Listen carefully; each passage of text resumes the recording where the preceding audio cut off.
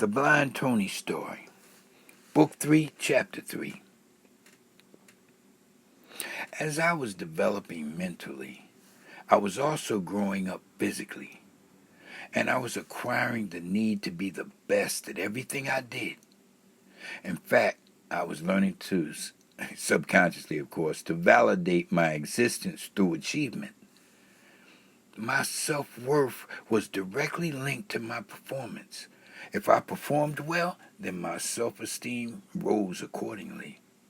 This was a character defect that I would carry with me for many years to come, and I would use it as part of a defense mechanism to hide the fears and insecurities that I carried inside of me, in the forms of loneliness, emptiness, and feelings of being less than. The inlet section of Atlantic City was the hub of the fishing industry. And every day you could see the long lines of fishing boats headed back to the docks after a long day of fishing. These boats, in turn, would be followed by long lines of screaming seagulls, eager to claim their share of the catch. The docking areas for these boats completely surrounded the inlet section, from Captain Starnes Marina all the way around to the firehouse that was located at Rhode Island and Mediterranean Avenues. In fact, Rhode Island Avenue was completely dotted with fish houses and docking areas, at least on the bay side. And on the other side of the bay itself, it was completely covered with mooring areas for boats. School would adjourn around 3 p.m. every day, and this was approximately the same time that the parade of fishing boats would begin. As our school was only a block away from the firehouse, we would usually take Rhode Island Avenue home from school. And we would watch in awe as the fishing boats would offload these huge caches of fish. Deals would be made as fish were cleaned and gutted, and the seagulls would finally get to claim their long-awaited prizes. There were long metal tables where the gutting was done with long water hoses, continually washing the blood and guts back into the sea, where the crabs and other scavengers would also get to claim their share. The heads and the tails were also discarded, but they were collected first into baskets that were then taken away to another location, I guess to be used for bait. But some of these were also treats for the seagulls if they were lucky enough. But there were also some extremely poor people in the inlet who had fish head soup as part of their regular diet. Now, one of these people was a close friend of mine, and even now I cringe at the thought of seeing his father waiting in line to ask for the discarded fish heads. This made me much more appreciative of the great variety of meals I was receiving at home. I also was now not so ashamed of my bologna sandwiches every day, which I gladly now shared with my friend. Every day after school, I was involved in outdoor activities, which included marbles, playing balls, fishing, exploring, treasure hunting, playing Monopoly, shooting pool, going to the seawall, Garwood Mills, Captain Starnes Marina, Hackney's, the boardwalk, the jetties, or just plain jumping off rooftops, grabbing hold of the telephone wires, and then dropping safely down to a stack of mattresses that we had placed below. These were just some of the things we did, but there were always something to do. The Battle of the Green Berets had just come out, and it said, like, fighting soldiers from the sky, fearless men who jump and die. 100 men will jump today, but only 3 win the Green Beret. And we would pretend that we were Green Berets jumping out of the plane, just like the Army commercial said. And just like that commercial also said, our lives were more than jobs. They were adventures. The possibilities seemed endless. Captain Starnes Marina was a resort tourist area complete with tour boats, speed boats, a helicopter ride, fishing boats for hire, restaurants, sea lions, and much, much more. It was an ever-present source of excitement. Most of the time we would start at the ballpark at Parkside Avenue, work our way to the seawall, and then take the shortcut to Captain Starnes, stop at Garwood Mills, and end up at Hackney's. But several events stand out in my mind. On the short walkway between the seawall and Captain Starnes, there's an area underneath the walkway where thousands of clam and oyster shells lay. Most of them are empty, but occasionally we find one or two that was intact, whole. And I remember us putting sand into some to see if we could make pearls, but we never could. Maybe we weren't patient enough. Maybe it was the wrong type of clam or oyster. Maybe it was the wrong type of sand. Maybe it was the amount of sand we used. I don't know, but I do know one day Gary and I went fishing there. But on this particular day, it was different. We were on top of the walkway fishing, using clams that we had found underneath for bait, when suddenly something tugged on my rod with a tremendous force. It was a steady pull, no jerking at all.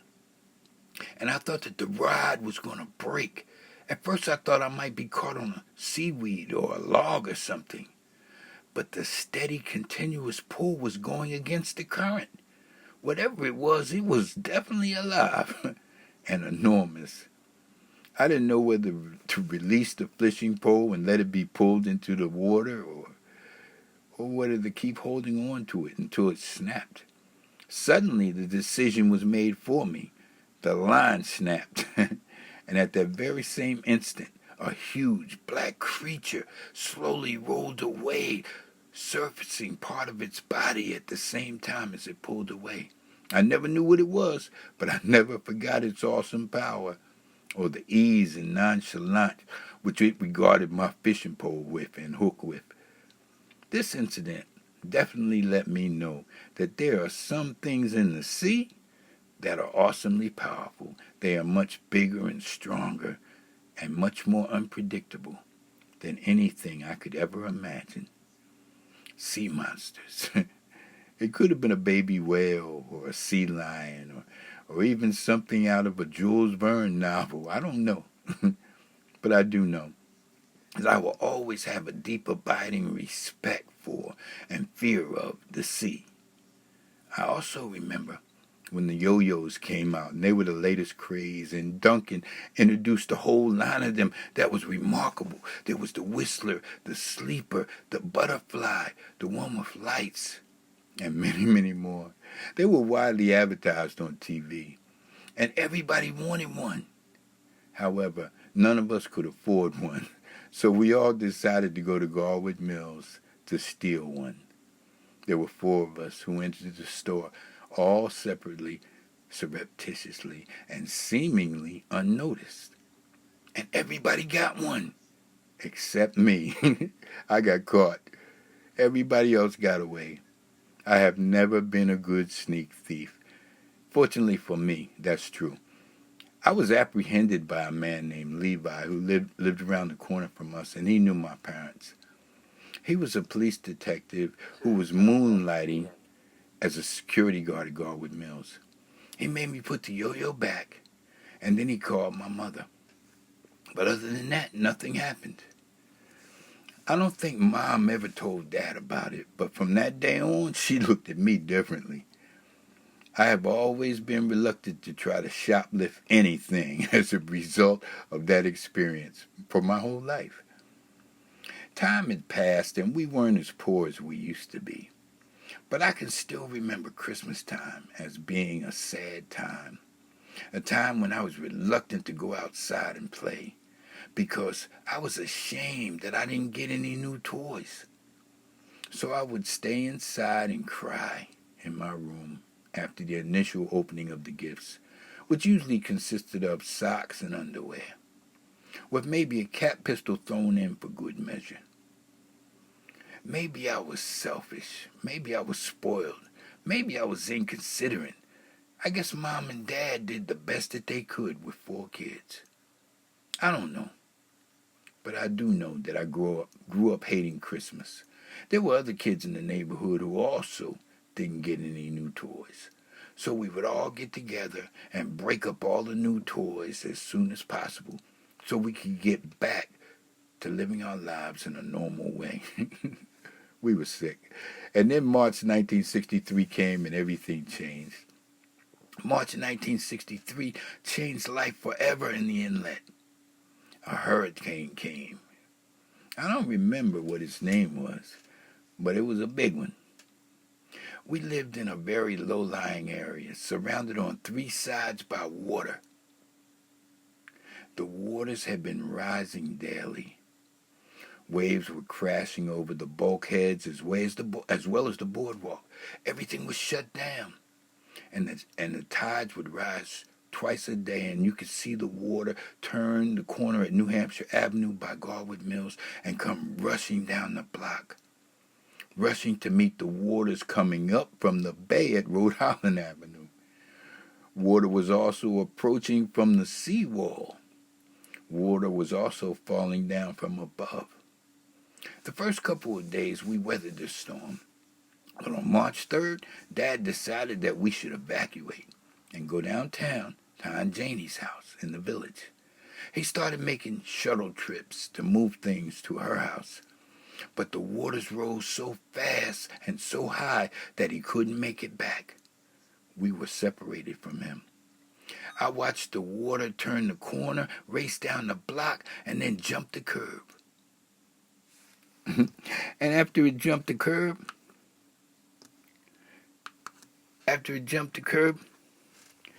it climbed those three outside steps that led to the porch. And finally, it entered the house itself and began to climb the stairs inside the house. It was very scary being upstairs, looking down at the rising water. And no lights, no power, no phones. We prayed as the furniture floated around downstairs, bumping into the walls. And then the waters began to recede finally. And it went down as fast as it came up, leaving everything in a big pile by the door. The power of the rushing water was awesome, and nothing that was man-made had the power to remain unaffected. There was nothing in the inlet section that went unchanged. All the businesses were devastated. Even those that eventually reopened were only shadows and reflections of their former selves.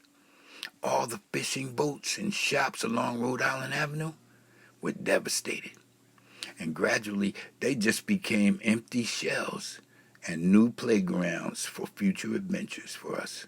Captain Starnes and Hackney's were both located on the water, and both suffered tremendous loss.